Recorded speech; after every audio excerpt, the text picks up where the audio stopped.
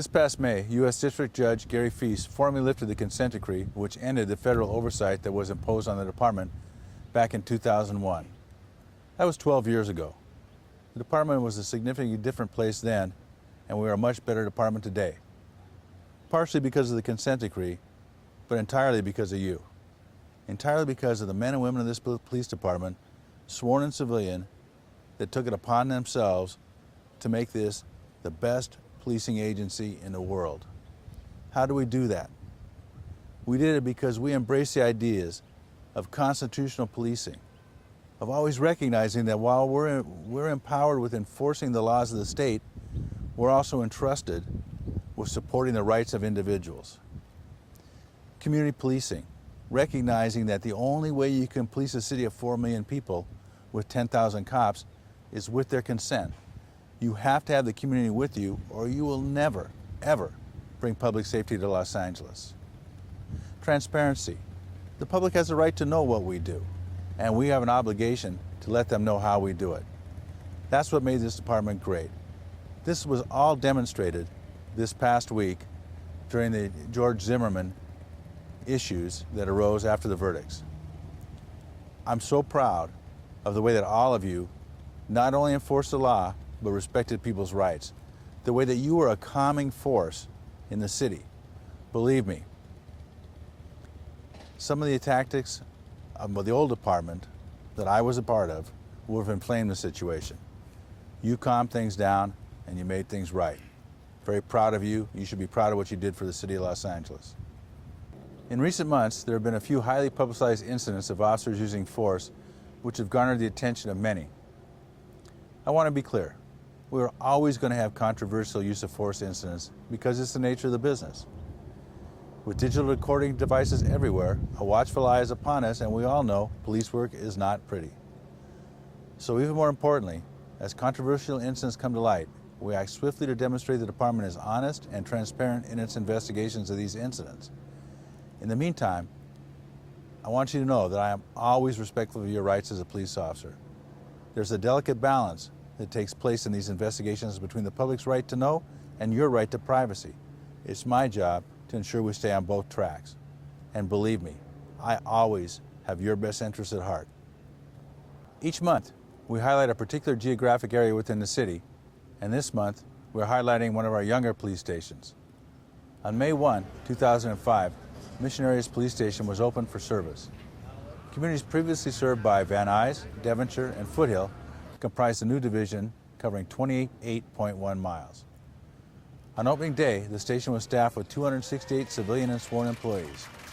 Operations Valley Bureau personnel also occupied a portion of the building. As of June 2013, there are 51 employees of the original crew still serving the community of Mission Area. Just 2 years after Mission Area was opened, 2 off-duty officers found themselves in a situation where they acted quickly to save a life. On December 22, 2007, Officer Alonzo Menchaca was assigned to Mission GED, and Officer Stephen Boomer was working Foothill area. The 2 officers were off duty and observed a horrible traffic collision on the 118 freeway. Officers Menchaca and Boomer stopped to rescue a motorist trapped in a burning car. Both officers were recognized and awarded the Medal of Valor for their selfless acts of heroism. When we reflect on the history of Mission Area, we are vividly reminded of the Sayre Fire on November 13, 2008. The Sayre Fire ravaged the community of Sylmar, destroying 489 homes and scorching over 11,000 acres of land.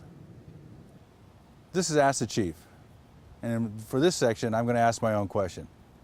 Why do we make submitting days off so hard? Why does it take 1 million slips of white paper and several days for a sergeant to figure out the days off? Well, finally, thanks to ITB, the department has come up with an automated days off system. Those automated days off systems are going to be rolling out to you by the end of the year. What they'll let you do is submit your days off electronically, and the days off sheets will be posted online.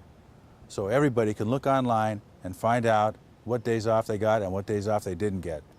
And I'm hoping you get all your red days, but I'm not guaranteeing it. Lastly, over the past few weeks, we have experienced a series of attacks on our officers that have served as a daily reminder of the brazen, indiscriminate acts of violence committed against police officers and how inherently dangerous our work continues to be. Thankfully, these officers live to continue to serve this great city. but not without sacrifices. These incidents bring to mind an incident much too recent for all of us that occurred in Mission Area on April 4, 2011. I distinctly recall the moment I learned that one of our own was seriously wounded. Metropolitan Division Officer Steve Jenkins was shot in the face by a domestic violence suspect. Officers returned fire, which led to a 16-hour standoff. The suspect was later found dead inside the home. Steve is a highly respected 22-year veteran of the department and is a true gentleman and a family man. His remarkable mental and physical toughness is certainly a testament to his character. I'm proud of this man and proud to have him back in the field where he belongs. Stephen, I want to thank you for what you've done. Thank you. Because I know that you've gone to the bedside of a lot of coppers that have been injured, and you've explained to them that, hey, I went through a lot, and you're going to go through a lot too, but you're going to be fine, and you're going to get better. You got the LAPD family with you, you got your own family with you, and we can work through all this. The only thing you can't do is lose hope and that drive to survive, and that's what you've got, and that's what you demonstrate, and I'm very proud of you, and thank you for what you bring to us. Well, thank you. Thank you very much. I'm very happy to be back. I'm very pleased that I was able to come back to work. It was tough times, man. Yes, but I mean, with the help of the department and with all the support that I received, there was support that my family received, really got us through those dark times and allowed me to get back to work. Yeah. It wasn't a surprise, but the overall support that I did receive was just overwhelming. And it really hones true to that LAPD is that tight-knit family, and we take care of our own. From the patrol officers that participated in the fundraisers to the command staff that kept track of me, made sure that all my needs at home were taken care of, made sure that my wife was taken care of at work. It was very moving. The unfortunate and unintended consequences of our line of work continue to make us stronger as an LAPD family. Many of you were there to support Steve and his wife Beth, who was also an LAPD sergeant, and I've witnessed you continue to do the same for others since then. Take nothing for granted.